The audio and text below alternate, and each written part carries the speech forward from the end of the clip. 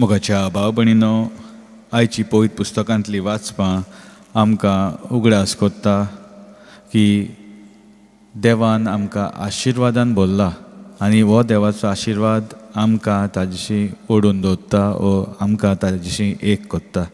आमी हो आशिर्वाद पयले वाचपान आयकला लोक घंटीचे पुस्तकांतले वाचपान कशे भाशेन मोइजस आनी मागीर एरन आपली जबाबदारी पाळटा आनी जी पोजा तांचे हातान देवान दिल्ली ते पोजेचेर आशिर्वाद घालता आनी आशिर्वादान भरता. तशेंच आमी पळयता दुसरे वाचपान जो आशिर्वाद देवान दिल्लो तो मनीस जाता, तो आमचे सारको रगत मांस जाता आनी होच आशिर्वाद जेजू जावन आसा. ताका कोण अडकता? गवळी अडकता, कित्याक ते वेता पळयता आनी जें कितें आंज बडव्यांनी सांगलोलें तें तांचे दोळ्या मुखार ते पळयता आनी खुशाल जाता आनी तांकांय आशिर्वादान ते भरतात आनी परत आपले गांवां वेतात वा आपले घरा वेतात.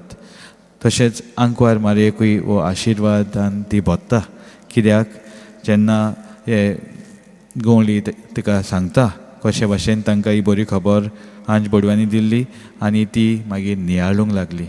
तो जेन्ना आमी आमचे जिविताचेर नदर मारता, आमी हें नवें वर्स सुरू करता, आमी जेन्ना कितें नवें सुरू करता आमी देवाचो आशिर्वाद मागता ते वस्तूंचेर वो आमचे वावराचेर वो आमचेरूय आमी जेन्ना कितें नवें करूंक सोदता.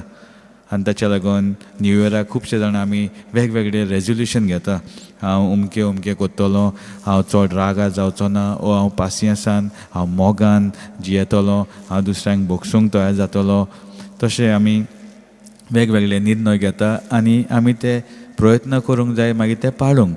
खुबशे पावटी आमी 3 किंग्स जशें फेस्त समोर उमता तेचे पयलींच आमचे जे आमी निर्णय घेतलेले आमी कशें आमचें जिवीत बदलूंक जाय ते आमी ते म्हणसरूच विसरता आनी परत आमचे आदले जिविताचेरूच चलूंक लागता.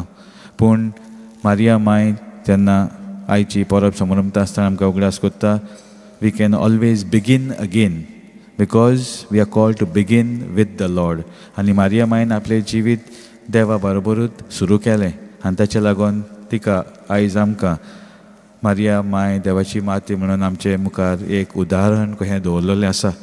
तिणें न्हय सगल्यांक आपणाशी ओडून हाडलें, पूण सगल्यांक देवाशी आपल्या पुताशी जेजूशी व्हरूंक ती आमकां आदार दिता. तर मारिया माय जावन दी आमकां एक उदाहरण, तिच्या पावलांनी चलूंक जेजूचो खरो पाटलाव करूंक हे मिसान आमचे पासत आदार मागुया.